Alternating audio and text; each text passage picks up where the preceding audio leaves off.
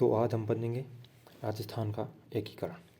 जब 1946 के अंदर जब ये प्रतीत हो गया था कि अभी आज़ादी दूर नहीं है, तो इसका असर राजस्थान में भी हुआ और तब एक होड़ मच गई कि अपने सभी अपनी रियासत को कैसे हम आगे लेके जाए और अपने भविष्य के लिए या तो स्वतंत्र रहेंगे या फिर भारत के अंदर शामिल होंगे या फिर पाकिस्तान के अंदर शामिल होंगे।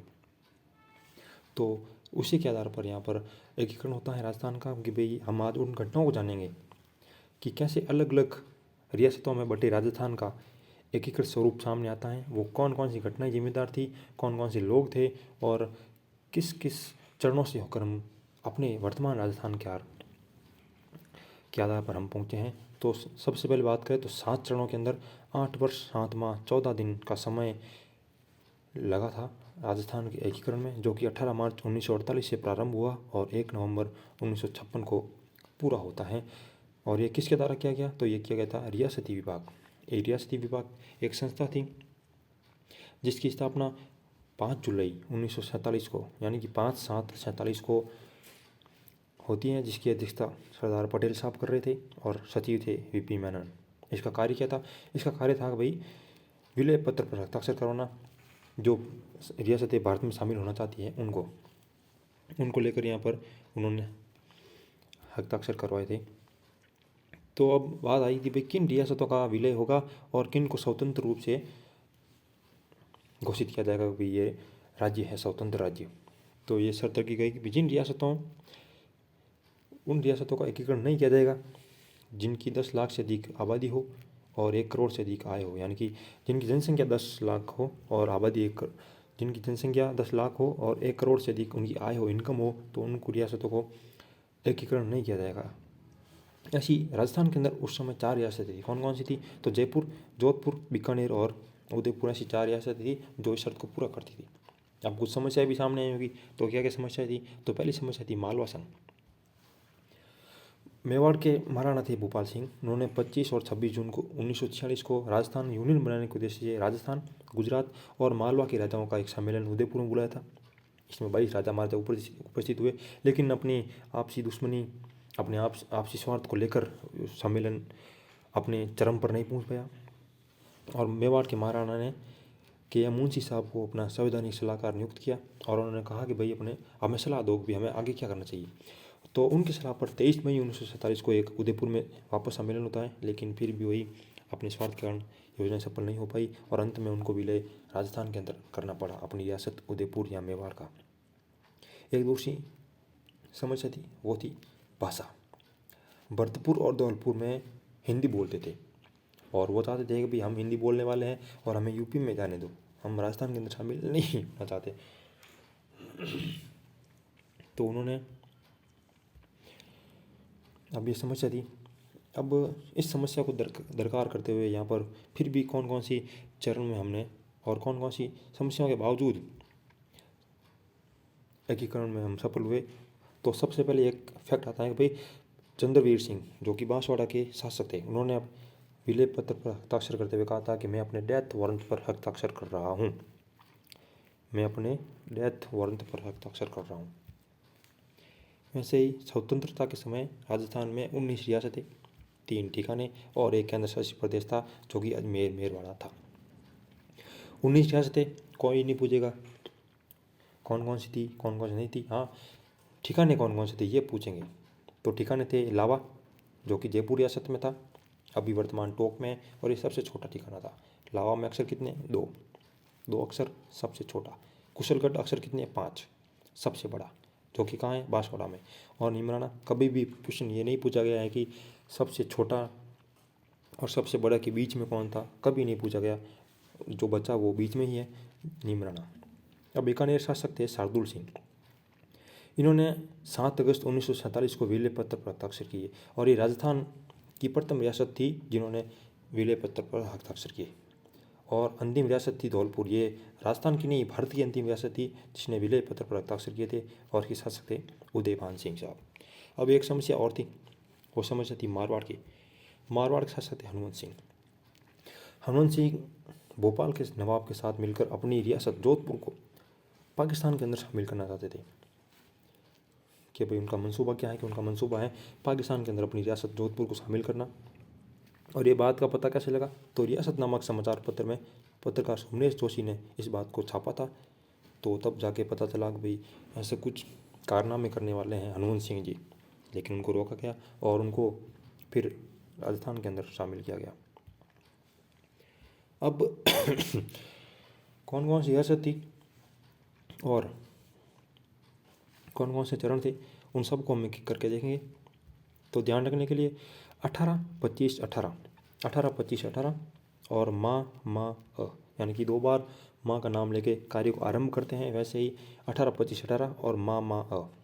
18, 25 यानी कि 18 मार्च 1948 को मत्स्य संघ, 25 मार्च 1948 को राजस्थान संघ और 18 अप्रैल 1948 को संयुक्त राजस्थान। ये तीनों 48 के अंदर शामिल होती है। 18, 25, 18 माँ अ। उसके बाद आते हैं 30 और 30 का आधा होता है 15। 30 का आधा 15 माँ का आधा होता है म, यानी कि 30 मार्च 1949 वृहद राजस्थान और 15 मई 1949 संयुक्त राजस्थान।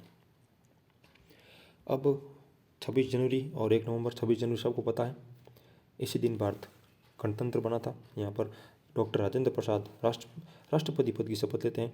उसी दिन 26 जनवरी 1950 को राजस्थान में 6ठा चरण होता है और 1 नवंबर 1956 जब संविधान में 7वां संविधान संशोधन हुआ था, उस समय वर्तमान राजस्थान की नींव रखी गई और ऐसे करके 7 चरणों में पूरा होता है राजस्थान का एकीकरण। अब यहाँ पर देख लेते हैं कौन कौन से चरण थे, कौन कौन सी रियासतें थी। तो मत्स्य संघ, अलवर, भरतपुर, धौलपुर, करौली, ABCD। ए से अलवर, B से भरतपुर, C से करौली और D से धौलपुर। फिर द्वितीय चरण में बांसवाड़ा, बूंदी, डूंगरपुर, झालावाड़, किशनगढ़, कोटा, प्रतापगढ़, शाहपुरा और टोंक। यानी कि एक मैप लेके बैठेंगे पास में और उनको देखते जाएंगे तो फिर हमें जल्दी आसानी होगी समझने में कि भी चीज़ें क्या क्या थी और कैसे थी। अब बात करते हैं मत्स्य संघ की। तो मत्स्य संघ कब होता है, 18 मार्च 1948 को हम बात करके आए हैं। ABCD यानी कि अलवर, भरतपुर, करौली, धौलपुर और निमराना ठिकाना जो कि जयपुर में था, वर्तमान टोंक में है, उसका भी विलय प्रथम चरण में किया गया। उद्घाटन किसने किया, उद्घाटन किया था NV गॉडगिल साहब ने, लोहागढ़ दुर्ग भरतपुर में। राजधानी थी अलवर में। राज प्रमुख बनाए गए उदयपान सिंह धौलपुर को। उपराज प्रमुख थे करौली के शासक तेजपाल या गणेश पाल। करौली के शासक अपने नाम के पीछे पाल की उपाधि लगाते हैं। प्रधानमंत्री थे शोभाराम कुमावत जी, कई बार पूछा गया है। उप प्रधानमंत्री थे जुगल किशोर। और नामकरण किसने किया, नामकरण किया था KM मुंशी ने, कन्हैयालाल माणिक्यलाल मुंशी, इंपॉर्टेंट है। और उसके बाद है आय कितनी थी, तो आई थी 183 लाख, 183 लाख इनकी आय थी। और मत्स्य संघ में बातें ध्यान रखने योग्य यही थी। उसके बाद आते हैं राजस्थान संघ या फिर पूर्वी राजस्थान, जो कि 25 मार्च 1948 को होता है, कोटा में होता है, राजधानी होती है कोटा में। NV गॉडगिल यहाँ पर भी उद्घाटन करते हैं और भीम सिंह कोटा को यहाँ पर राज प्रमुख बनाया गया। भीम सिंह कोटा राज प्रमुख, बहादुर सिंह बूंदी उपराज प्रमुख, बहादुर सिंह बूंदी उपराज प्रमुख, राज प्रमुख भीम सिंह कोटा। प्रधानमंत्री थे गोकुल लाल आसावा। अब आते हैं संयुक्त राजस्थान पर। तो 18 अप्रैल 1948 यानी कि ध्यान रखेंगे 18, 25, 18 माँ और अ। तो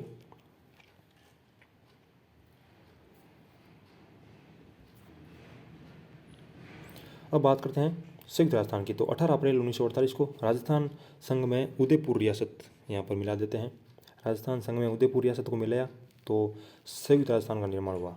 इसकी राजधानी कौन थी, तो राजधानी थी जयपुर, उदयपुर राजधानी बनाई गई क्योंकि सबसे बड़ी रियासत यही थी। तो सबसे बड़ी रियासत को राजधानी और उस रियासत के शासक को राज प्रमुख बनाने की परंपरा थी। तो यहाँ पर राज प्रमुख बने भोपाल सिंह मेवाड़। उपराज प्रमुख थे कोटा, भीम सिंह कोटा। और प्रधानमंत्री थे माणिक्यलाल वर्मा, जिन्होंने मेवाड़ प्रजामंडल की स्थापना की थी 25 अप्रैल 1934 को।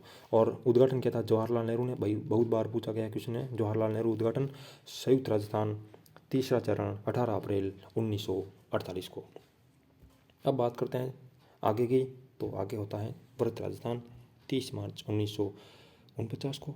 और इसी दिन लगभग राजस्थान का एकीकरण हो गया था। तो इसी के लिए 30 मार्च को हम राजस्थान दिवस मनाते हैं। 30 मार्च को राजस्थान दिवस, क्योंकि बड़ी बड़ी रियासतों का विलय हो गया था और वर्तमान राजस्थान की एक जो नींव थी वो नींव इसी दिन की गई थी, इसलिए हम वृहद राजस्थान के रूप में 30 मार्च 1949 को जो हुआ था, 30 मार्च को मनाते हैं राजस्थान दिवस। और ये संयुक्त राजस्थान में जयपुर, जोधपुर, बीकानेर, जैसलमेर और लावा जो ठिकाना था उसका भी किया गया था। इसकी राजधानी कौन थी? तो राजधानी जयपुर को रखा गया पी सत्यनारायण राव समिति की सिफारिश पर, क्योंकि यहाँ पर पेयजल की व्यवस्था बहुत बढ़िया थी, तो इसी के लिए राजधानी जयपुर को बनाया गया। उप राज प्रमुख कौन थे? तो वही बात आ गई कि भाई जो सबसे बड़ी रियासत होगी उसको राजधानी बनाएंगे और उसके जो प्रमुख थे उसको बनाएंगे हम राज प्रमुख। और महाराज प्रमुख बनाएंगे थे महाराणा भूपाल सिंह को, ये अंतिम थे। और मुख्यमंत्री थे हीरालाल शास्त्री जी, और उद्घाटन करते हैं यहाँ पर सरदार पटेल साहब। अब बात करते हैं संयुक्त राजस्थान की, जो 15 मई 1949 को होता है। वृहद राजस्थान के अंदर मत्स्य संघ, यानी कि वृहद राजस्थान और प्रथम चरण हुआ था मत्स्य संघ, उसको मिला दिया गया।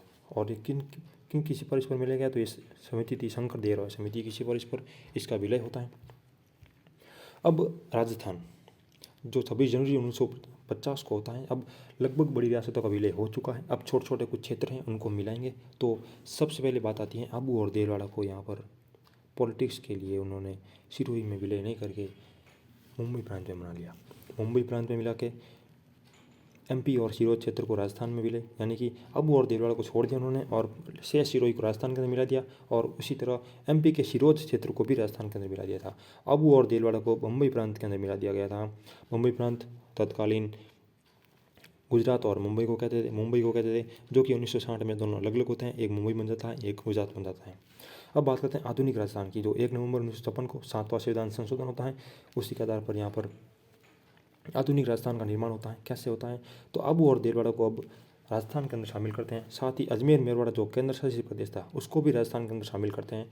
और एमपी के जो सिरोही क्षेत्र था उसको वापस एमपी को दे दिया कि भाई अब तुम रखो इसे, हम नहीं चलेंगे। तो इसी के साथ ऐसे कुछ अब वर्तमान राजस्थान का निर्माण ऐसे होता है। 7 चरण लगे, 8 वर्ष 7 माह 14 दिन का समय, रियासती विभाग। लगभग क्वेश्चन हमने देख लिया है, इनके बाहर कुछ नहीं जाएगा। अब आते हैं कुछ फैक्ट के बारे में। तो एजीजीएच यानी एजेंट टू गवर्नर जनरल, तो प्रथम होते हैं mister Abraham locket. Mister Abraham locket यहाँ पर प्रथम एजीजी थे। 1857 के समय कौन थे? तो वो थे जॉर्ज पैट्रिक लॉरेंस साहब। जॉर्ज पैट्रिक लॉरेंस 1857 प्रथम थे। मिस्टर अब्राहम लॉकेट अंतिम अंग्रेज एजीजी वो थे जॉर्ज वॉन वेलेगिलन। स्वतंत्र भारत के प्रथम और अंतिम भारतीय एजीजी वो कौन थे? तो वो थे हीरानंद रूपचंद शिवदासानी। तो ऐसे करके हमने बहुत पड़ाव देखे थे, फिर जाके हमने राजस्थान का विलय किया था, जो कि 7 चरणों में हुआ। 8 वर्ष 7 माह 14 दिन का समय लगा। 18 मार्च 1948 से 1 नवंबर 1956 के मध्य में पूरा होता है राजस्थान का एकीकरण। और ये वीडियो भी यहीं पे समाप्त होता है। धन्यवाद।